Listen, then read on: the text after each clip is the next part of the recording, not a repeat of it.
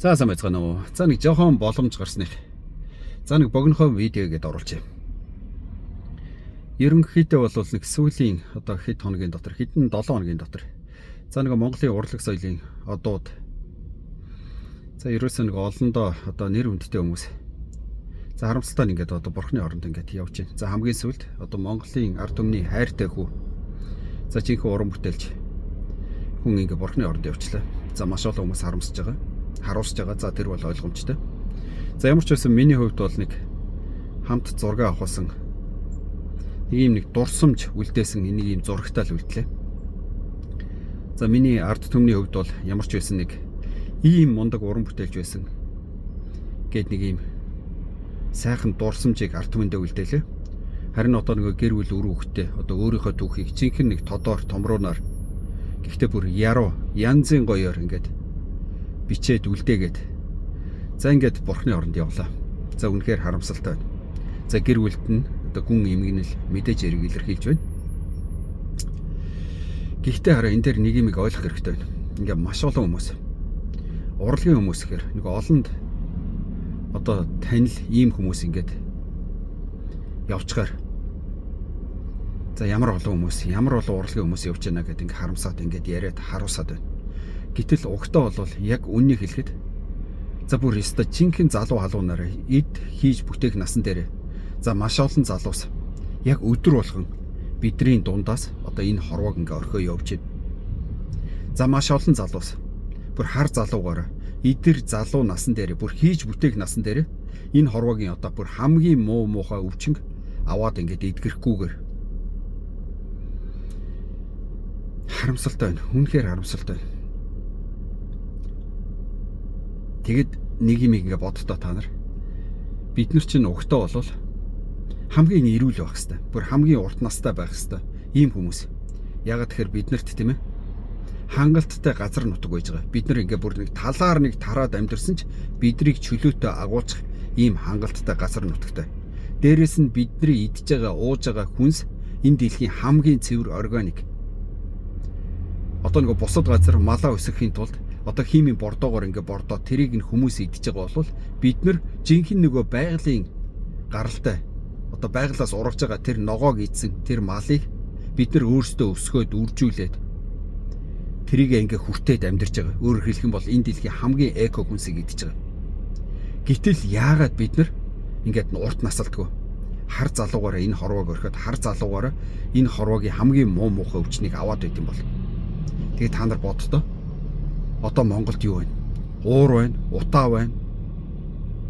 Одоо төвчрэл байна. Өвчин байна. Үн байна. Өөр биднэрт юу байгаа юм? Яагаад бид нар ийм байгаад байд юм? Тэгээ энд хэн буруутай? Энэ урд байгаа хятадууд буруутай мó? Энэ хойно байгаа орсууд буруутай мó? Эсвэл далайн цаана байгаа тэр Америкууд буруутай мó? Эсвэл монголчууд бид нар өөрсдөө буруутай мó?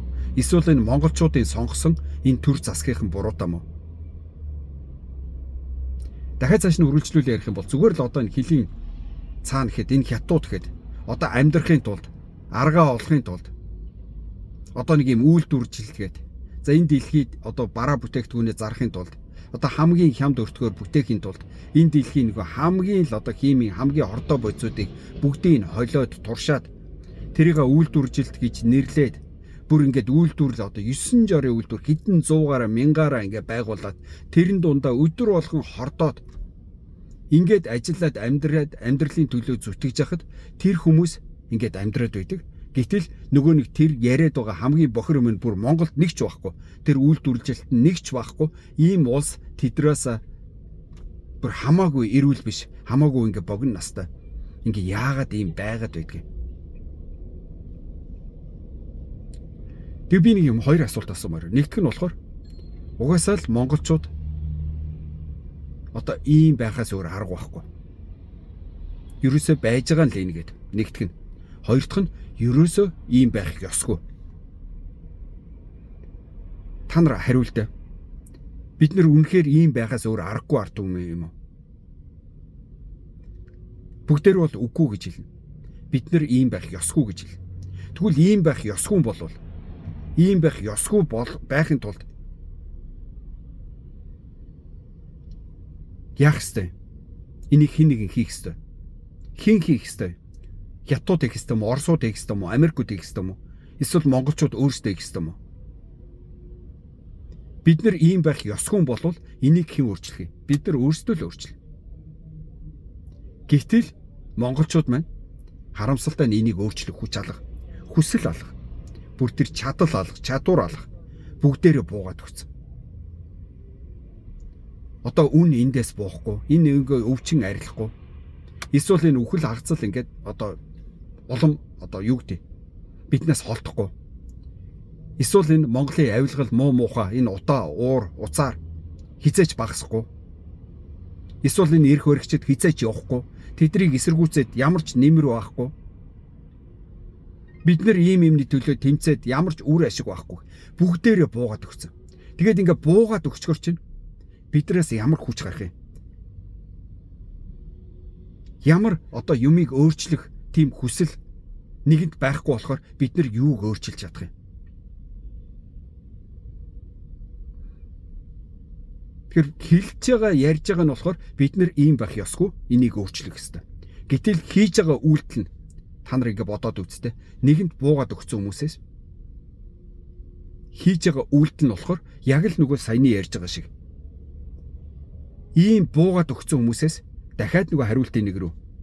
Ийм буугаад өгсөн хүмүүстэй ийм буугаад өгсөн ард түмэнтэй уулз ийм байхаас л өөр аргагүй байхгүй. Тэгэхээр та нар ингэ нэг дүгнэлт хийдэ. Бидний хэлж байгаа, ярьж байгаа, хүсэж байгаа нь болохоор монголчууд ийм байх ёсгүй. Монголчууд хамгийн эрүүл байх хэвээр, хамгийн урт настай байх хэвээр. Ийм одоо нөгөө түрүүний яриад байгаа шиг одоо удаа төгжрэл, уур уцаар одоо үн өвчин энэ монголчуудаас хол байх ёстой гэж бид нар ярьж байгаа. Ийм боломжтой, ийм байхыг хүсэж байгаа хэрнээ бидний хийж байгаа үйлдэл болохоор яг эсэргээр монголчууд ийм л байхаас өөр аргагүй. Тийм л байдалд бидрийг оруулчихж байгаа байхгүй. Тэгээд юм л болвол бүгдийг өөрсдөөсөө зайлуулдаг. Одоо болохгүй бүтэхгүй ерөөсөө муу муухай бүхэл юмны буруут нь болохоор нөгөө нэг хойд уулын хар овоох юу илээ гэдэг шиг нөгөө нэг 76 нөгөө нэг улсын хурлын гишүүд цаарл ордон эрх хөрөгчд. Гэтэ угтаа болвол тэд нар чинь хинч биш байхгүй. Хэрэг бид нар хүсэх юм бол бид нар үнэхээр нэгдэх юм бол тэр байдгаа ямиг өөрчлөх хүч байгаа. Тэгтэл тэрийг мэдхгүй, тэрийг ашиглахыг хүсэхгүй, тэрийг ерөөсөө олж харахыг хүсэхгүй. Ингээд буугаад өгчхөр монголчууд ийм л байхаас өөр аргагүй.